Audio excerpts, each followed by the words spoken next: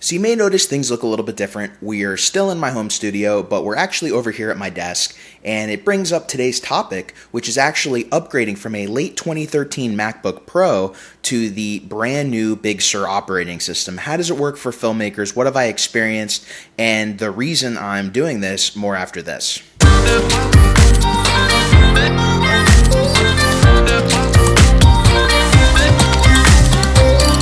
Hey everybody, welcome back to the channel. If you're new here, my name's Geoff Fagien. I'm a filmmaker and director of photography based in South Florida. And in today's video, we are going to talk about my experiences as a filmmaker upgrading to Big Sur on an older Mac, a late 2013 MacBook Pro that actually has an Nvidia 2GB graphics card in it. Now, I've actually been using High Sierra for the past few years, way past the upgrades of High Sierra, really just because of a lot of the issues that have been going on between Apple and Nvidia, with Nvidia cards no longer being supported in Macs. And one of the things I was pleasantly surprised to find out, my MacBook Pro is the oldest MacBook Pro supported for the Big Sur update.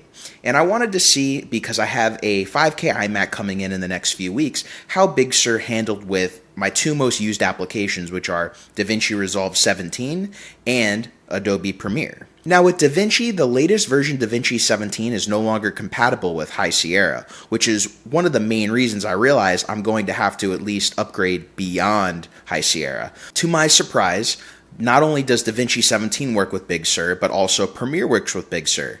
The next surprise I saw is my Nvidia Graphics card actually happens to work in Big Sur. So right off the bat, what I can tell you is, graphics-wise, I actually noticed no real-world performance difference using Premiere and using DaVinci. So as far as rendering and exporting speeds, it seemed to be about the same, which is actually good because I was expecting a performance decrease with not being able to use that GPU at all, and I thought I was going to have to use the Intel Iris Pro integrated GPU. So the fact that this GPU works, that is a huge bonus, because when I have my 5K iMac, I can at least use this old MacBook Pro maybe for the next year or so as my travel computer.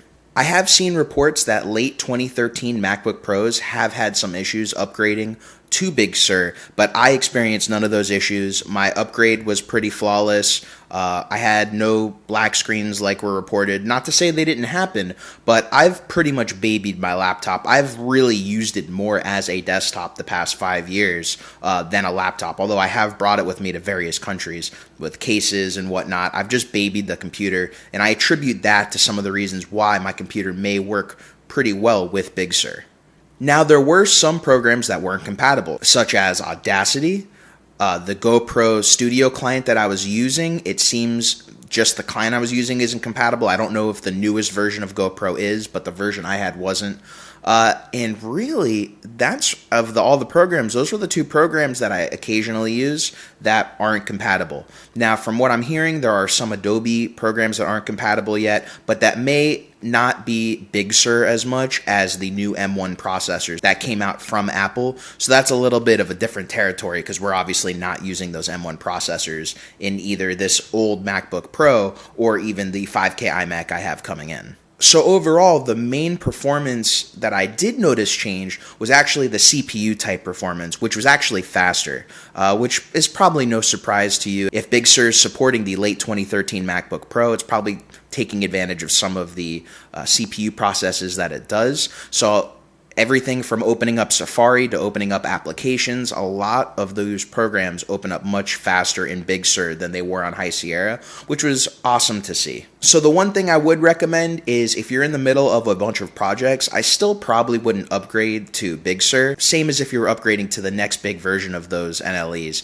You just don't know what will happen. Because of the pandemic, I'm not in the middle of editing any projects, so I figured I would take the leap and see what happens. And I'm glad to see that when my 5K iMac comes in, I'm not really going to have many problems with the programs I use on a regular basis.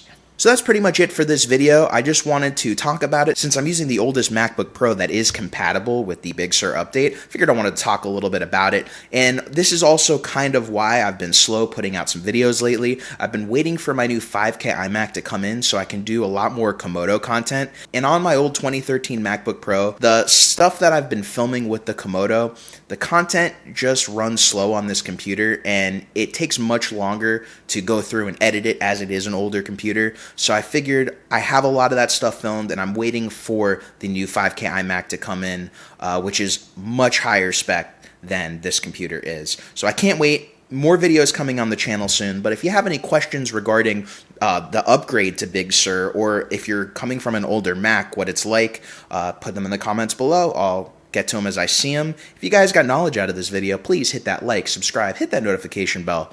And until next time, my name's Geoff Fagien. Thanks for watching, guys. I'll see you in the next video. Bye.